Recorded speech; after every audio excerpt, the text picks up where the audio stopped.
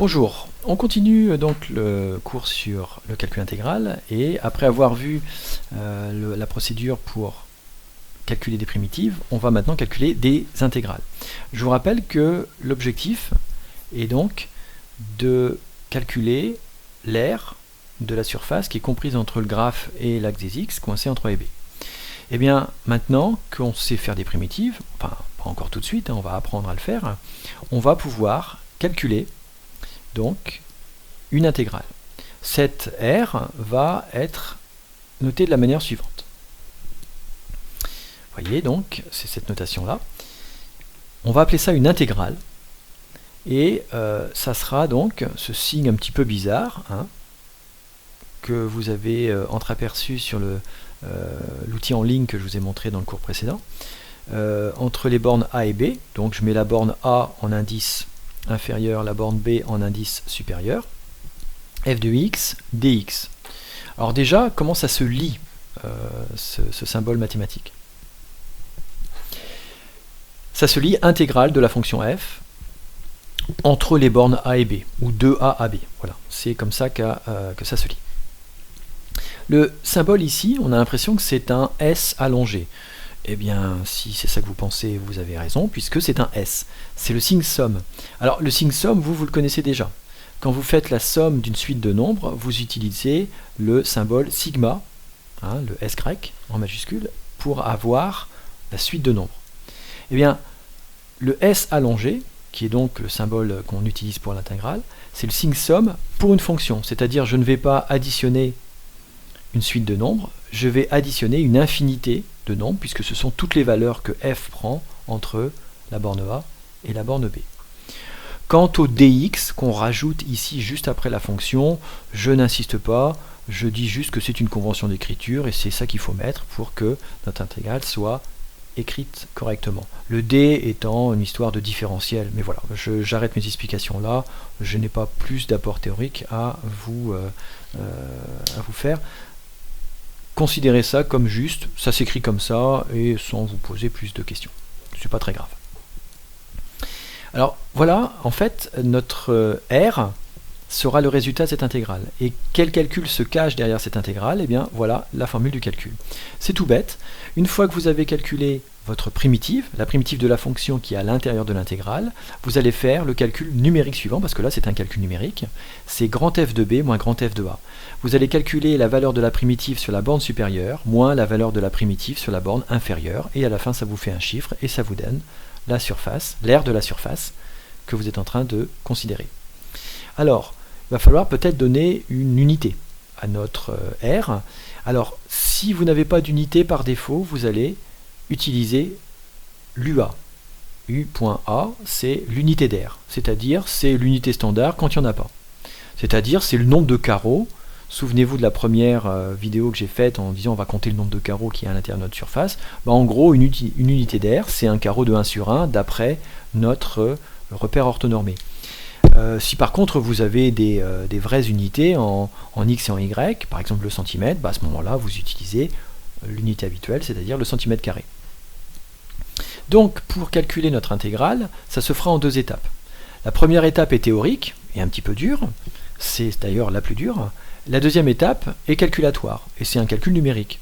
En fait, vous allez avoir comme première étape à calculer la primitive de la fonction, en utilisant, chapitre précédent, le tableau des primitives visuelles et les 5 formules de calcul.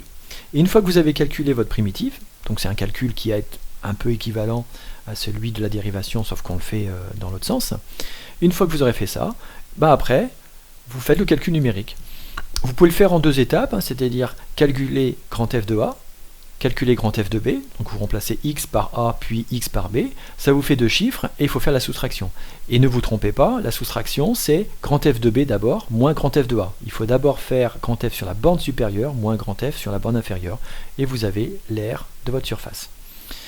Donc, je répète, première étape théorique, deuxième étape calculatoire, c'est un calcul numérique. Là encore, ce qui va poser problème, c'est que, comme je l'ai dit précédemment, on ne sera pas toujours capable, même avec ce dont on est outillé pour l'instant, c'est-à-dire notre tableau des primitives visuelles plus nos 5 formules, on ne sera pas toujours capable de déterminer la primitive. Si on n'est pas capable de déterminer la primitive, du coup on ne peut pas faire le calcul derrière. Bon, c'est pas très grave, là encore, on peut très bien demander à un logiciel de nous calculer la primitive, mais à la limite c'est même pas grave, puisqu'on peut même aller plus loin, c'est que le calcul du nerf peut se faire à la calculatrice. Et là par contre, votre calculatrice que vous possédez est capable de le faire.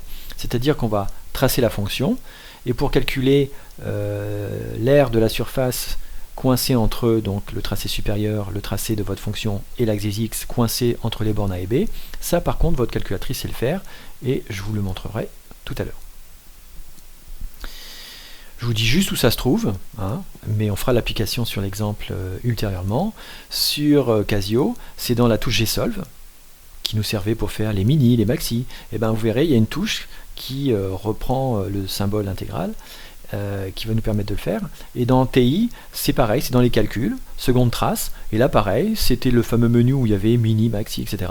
Et bien là, vous aurez la 7e ligne, la 7e commande qui correspond au calcul intégral. Mais je ferai ça ultérieurement sur un exemple.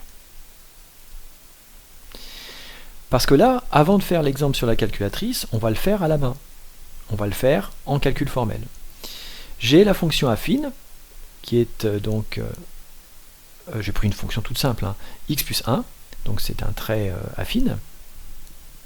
Et donc on va intégrer cette fonction, c'est comme ça qu'on dit, entre 1 et 4. Donc je vais calculer l'intégrale, donc je fais mon signe somme, c'est un S allongé comme ça, de 1 à 4, 1 en borne inférieure, 4 en borne supérieure, de f de x, alors soit vous mettez f de x, soit vous mettez x plus 1, c'est-à-dire ce qu'elle vaut, peu importe, et vous mettez le dx en convention d'écriture juste après. On va faire nos deux étapes de calcul. On va d'abord commencer par la primitive. On va calculer la primitive, c'est ça qui sera le plus dur. Sachant qu'ici, ça sera très simple puisque j'ai juste à piocher les réponses dans le tableau. C'est quoi la primitive de x? C'est x2 sur 2.